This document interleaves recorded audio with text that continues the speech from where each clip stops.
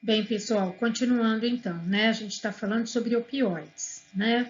Aqui a gente tem alguns opioides, né? São pouquíssimos frente à quantidade de opioides que nós temos por aí, né?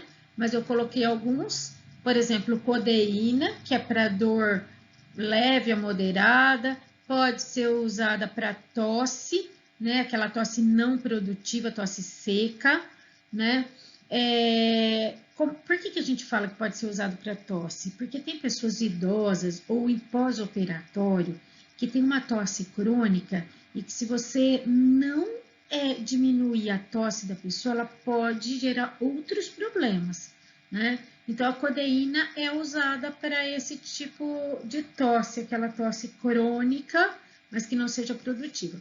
O fentanil é muito utilizado para dor crônica, dor de câncer. Fentanil é utilizado em bomba, né, para diminuir dor crônica. Metadona, dor grave, síndrome de abstinência de opioide, eles usam até conseguir retirar. O tramadol, de dor moderada grave. Tramadol é aquela medicação que tem comprimido que a gente toma em casa, inclusive, quando a gente tem, por exemplo, cólica renal, ou alguma dor mais forte, tipo câncer mesmo, né? Então, temos algumas drogas aí que são usadas, mas na verdade, gente, a gente tem muito tipo de opioide, né? Os opioides são muito usados em UTI, em centro cirúrgico, né, pós-operatório imediato, transoperatório, enfim, temos aí uma infinidade de opioides. O que a gente precisa de lembrar em relação aos opioides? São os efeitos adversos, tá? Eu coloquei vários aqui, ó, comportamento agitado, tremor, depressão respiratória, náusea, vômitos, constipação intestinal e retenção urinária. Lembrando que 2 deles são os principais, depressão respiratória e náusea e vômito. Quanto mais forte for o opioide, maior a depressão respiratória. A gente não pode ignorar isso, porque senão a gente perde o paciente por não estar observando o padrão respiratório dele. Se tiver um catéterzinho de oxigênio, coloca lá no nariz do paciente enquanto ele está recebendo um opioide mais forte. Náusea e vômitos, geralmente a gente associa um antiemético junto com a injeção de opioide, né? Os antieméticos mais utilizados é o ondansetrona, o Zofran, esse tipo de antiemético, tá? Retenção urinária também é comum, principalmente em homens, né? Mas, enfim, os 2 principais é depressão respiratória e náusea e vômito. Os anestésicos, então, eles agem, esse é uma outra classe, né? Não mais de opioides, mas agora de anestésicos. Eles agem inibindo o impulso nervoso. Nós temos vários tipos de anestésicos também, tá, gente? Nós temos os gerais e os locais. Aqui eu tô falando um pouquinho do geral primeiro, né? Então, os gerais têm efeitos de amnésia, de analgesia, perda da consciência, nem todos têm analgesia, às vezes a gente precisa associar um opioide a eles, por exemplo, o propofol e a ketamina, eles não são analgésicos, a gente tem que associar um analgésico opioide junto, tá? Perda da consciência, tira a consciência, né? Diminuição dos reflexos, relaxamento da musculatura, enfim. Os 2 mais utilizados é propofol e ketamina. Sem dúvida nenhuma, o propofol é o mais utilizado, porque ele pode ir em bomba de fusão, ele é feito endovenoso e tira a consciência em 10 segundos. A ketamina, a gente só usa porque ela é intramuscular, é o único dos anestésicos que pode ser intramuscular. Então, quando você não consegue funcionar a veia de uma pessoa, por exemplo, um grande queimado, que você não consegue uma veia periférica, aí você faz a ketamina e depois faz um acesso venoso central para poder correr líquido nesse paciente, tá? Então, a ketamina tem a vantagem de ser intramuscular, o propofol é só endovenoso. As reações adversas dos anestésicos, hipertensão ou hipotensão, geralmente hipotensão, tá, gente? Hipertensão é mais difícil. Pouca depressão do miocárdio, bem pouca, a gente quase não vê. Delírios e alucinações, só se a dosagem for mais alta, né? Porque tira consciência, dificilmente você tem. Depressão respiratória, sim, tá? você depende de um oxigêniozinho lá, não muita, mas depende do oxigênio para manter esse paciente num padrão normal de respiração. Aqui o anestésico local, né, que só serve para pequenos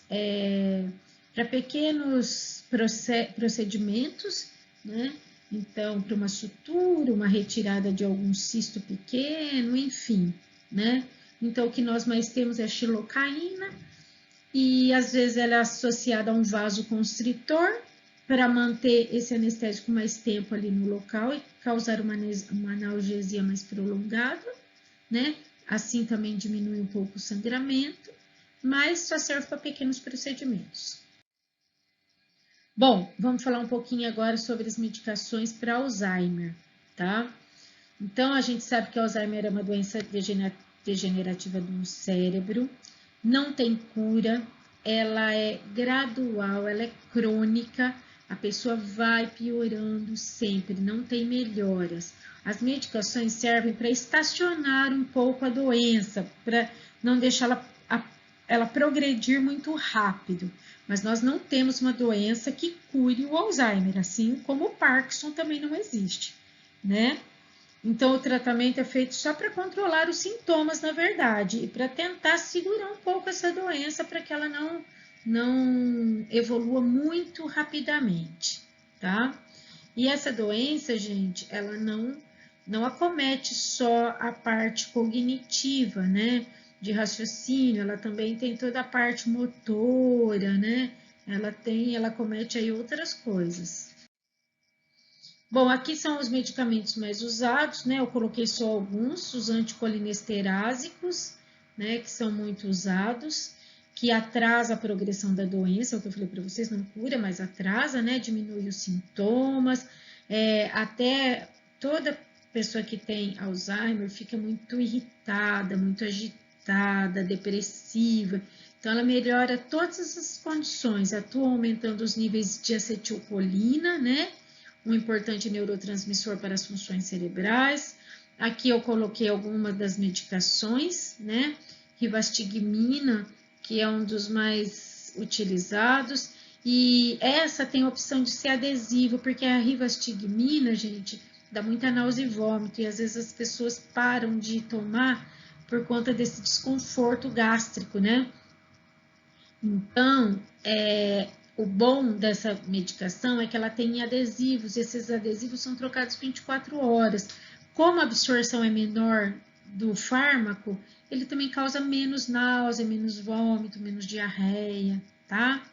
A memantadina também é um outro fármaco muito utilizado, né, que diminui os sintomas, evita que a doença também progrida muito rapidamente, né, e causa um relaxamento, acalma o paciente. Então, é muito usada.